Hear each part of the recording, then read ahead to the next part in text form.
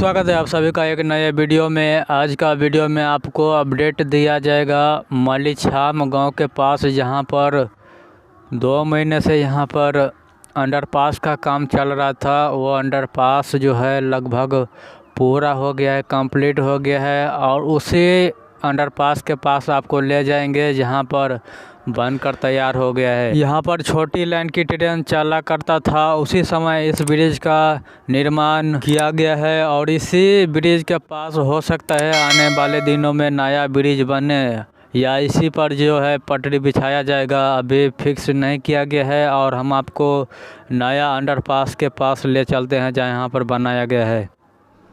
और मलिछाम गांव के पास इसी जगह पर नया अंडरपास जो है बनकर तैयार हो गया है। और इनका लुक हम आपको दिखाते हैं कि किस तरीके से बनाया गया है। और झंझारपुर से लोखा बाज़ार रेलखंड पर झंझारपुर जंक्शन और महरेल के बीच में 5 अंडरपास का काम हुआ है। और महरेल रेलवे स्टेशन से अंडराठाड़ी रेलवे स्टेशन तक भी 5 अंडरपास का काम हुआ है। और अंडराठाड़ी से लेकर बरहारा रेलवे स्टेशन तक 4 अंडरपास का काम हुआ है।